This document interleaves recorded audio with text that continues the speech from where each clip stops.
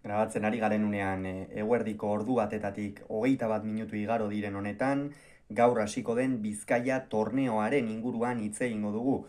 Badakigu polemika sortu duela seten kontu honek eta horretarako gaurkoan aditu baten iritzia ekarri dugu ona eta entzun dezagun ea zer esan digun aditu honek eta gero guk ohiko moduan gure iritzia emango dugu. Kaixo ekain. Lehenik eta behin harri dago gai polemiko bat dela pelota munduan. Eta ulertzen dut jendeari ez gustatzea, ulertzen dut desadostasuna egotea, baina nik uste ez duela zertan negatibo izan behar, eta kasu askotan gehiegi ari zaiola kritikatzen orokorren iritzen zait. Azteko aparteko txapelketa bat da, hau da, ez da pelota era bat aldatu eta partido guztiak gaurtik aurrera ziola izango, baizik eta aparte dagoen txapelketa batek antolatu modu hortara. Iruditzen zait, egoki izan daitekela gauzak probatzea olako txapelketa ezberdinetan. Baita ere, pelota aldatu edo eraberritzeko goi egotea ona da. Eta zait iruditzen bat ere desagokia Bizkaia torneoan hori probatzea. Lehen urtean bezala. Ezaugarri ezberdinak ditu, baina nik uste dut ikusgarritasuna eman dakiokela, batez ere partida iraultzeko erraztasuna handiago delako. Jendeak esaten du partida moztu egiten duela eta ritmoa kentzen diola, baina ez zait iruditzen horren beste kentzen dionik, kontuan hartuta pelotan gaur egun nahi eta nahi ezko bi atxenaldi egiten diela, telebistaren gatik, horiek aprobetxatu ezkero setak bukatzen egiteko, gehienez ere bi izango horiek. Orduan, ez zait iruditzen hainbeste hausten duenik tensioa. Gero ere entzun dut, injustua dela askorentzat, batek oso gainetik egon daitekelako eta gero besteak buelta matea, baina ez zait injustua iruditzen, arauak ondo zehazten badira, biek dituzte aukera berdinek, orduan ez da iruditzen injustua, eta gainera, beste kirol askotan antzeko formatu erabiltzen da. Tenisean, padelean, horrelako zeetan, nahiz eta hortan oraindik are zehaztua egon, iruditzen zait funtzionatu dezakela.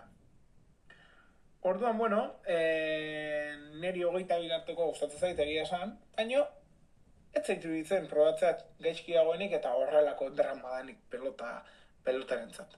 Zait iruditzen pelota honek hautsi behar duenik. Hori esan da, ondo izan.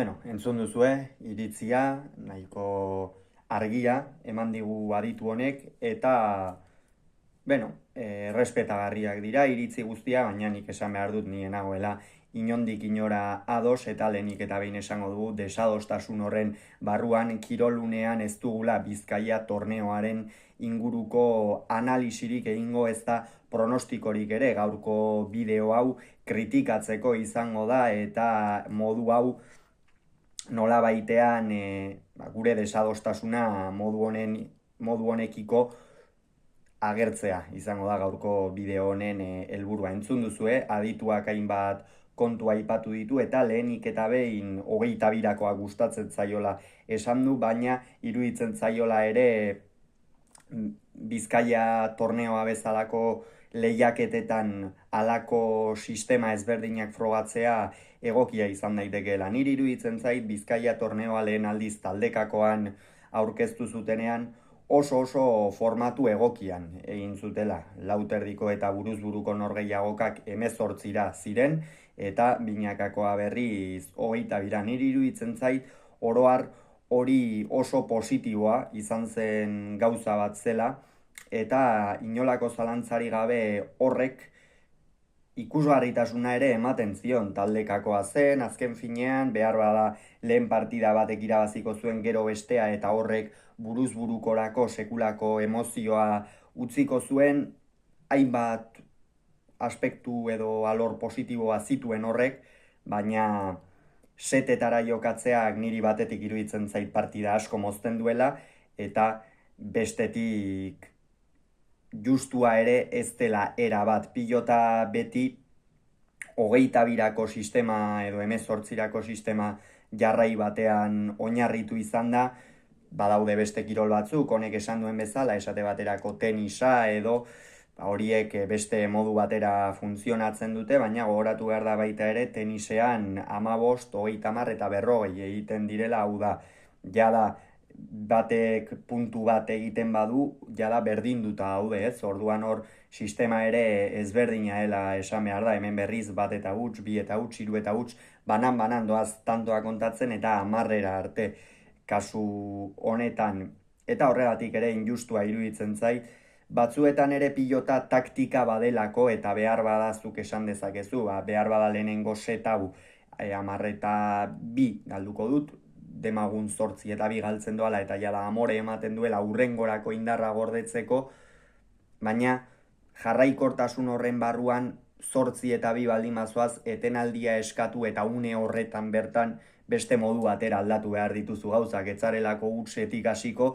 eta zure hasiera kaskar horrek edo bestearen hasiera on horrek kaskarraren aldetik zigortu eta beste modu batera jokatzera eraman behar zaitu, eta kasu positiboan hau da aurretik hasita saria edo sari horrekin edo abantaila horrekin jarraitzea funtsezkoa dela iruditzen zait.